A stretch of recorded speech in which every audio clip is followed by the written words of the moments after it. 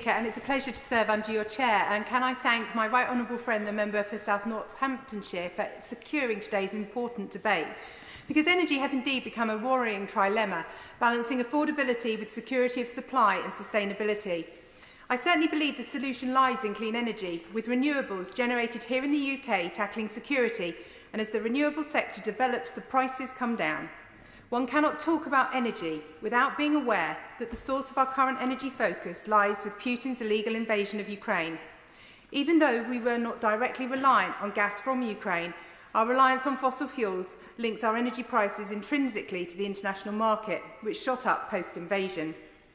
Under this government, huge strides towards green, sustainable energy sources have been taken, with the UK ranked 4th highest out of 127 countries in the World Energy Trilemma Index, seeing our generation of energy in the last decade reverse from 40% of coal in 2012 to 40% renewables last year.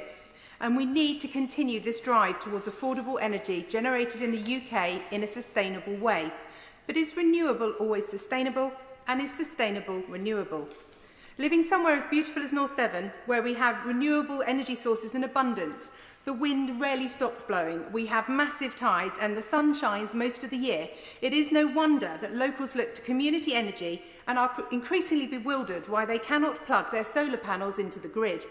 I know the new department are working to upgrade our grid, but the pace of this is reducing our ability to move more rapidly towards our own energy supply.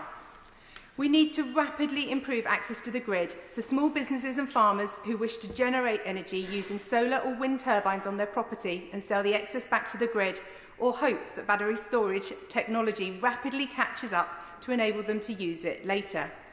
But community energy is hugely popular, and I do hope, whilst recognising grid constraints which may limit the feasibility of supply in some parts of the country, that we can find ways to enable sites that generate low-carbon electricity on a small scale to be able to export their energy to an electricity supplier on fair terms, and that larger suppliers should work with community schemes to sell the power they generate to local customers. Amendments to this effect have been laid in the Lords, and I hope that steps can be taken to accommodate these amendments regionally where viable, and that steps be taken to explain why this cannot happen in other regions. And I would like to ask the Minister what is being done to progress these measures, supported cross-party by almost half the MPs in this House. Localised schemes tend to be supportive, and innovative biomass schemes such as the chicken dung generator in South Molton in my constituency helps local farmers as well as generates enough energy for the town. But is all biomass equal? Small biomass schemes using local resources are indeed sustainable and through replication potentially scalable. Biomass generation that involves 4 million trees a year shipped on diesel vessels around the world, I would argue, as would numerous eminent scientists, is not sustainable or scalable. Woody biomass energy generation in sparsely populated countries with large forested areas may be able to claim sustainability, but in a country that is already importing wood to build houses with because of the low levels of forestation, that is not the case. Not only do we need to build homes and furniture, much can be built from the same waste wood currently burnt for energy, which is causing surging wood prices, not to mention that burning wood releases the carbon into the atmosphere, whereas building retains the carbon in the product. We need to ensure that we are accurately calculating the true carbon costs of our different energy sources, including bringing the raw materials to the site for energy production. As we go through the current transition to cleaner and a more secure energy supply, we clearly need many different energy sources, but we also need to be honest about the true environmental costs of some of the decisions we are taking, and ensure that we have a strategy that increasingly relies on affordable, homegrown energy sources that are genuinely sustainable. As genuine renewables are indeed sustainable. Some of the newer sources, such as floating offshore wind, are themselves dealing with inflationary pressures, and whilst warmly welcoming the Department's commitment to floating offshore wind and recognising that with annual auction rounds to attract more developers into the market, the progress of allocation round 5 to date has not been smooth. As chair of the all-party parliamentary group for the Celtic Sea, I am delighted that today we see the announcement of the Celtic Freeport and remain optimistic that the announcement on funding for ports will also recognise the importance of supply chain to securing fantastic jobs right around the Celtic Sea.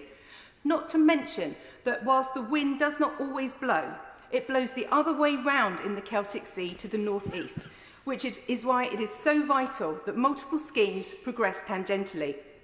There is great optimism about the future of floating offshore wind in the Celtic Sea, and that this current round's budget can be extended to recognise the increase in the number of schemes ready to progress. But this does not tackle the damage already done from the nature of the negotiations.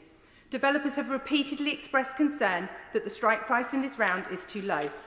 I recognise this is a complex negotiation and there is an element of who blinks first going on. But to retain our world-leading position in this sector, we need to recognise there are other international opportunities rapidly opening up for these same companies. Why would you invest here if you start with a cripplingly low strike price?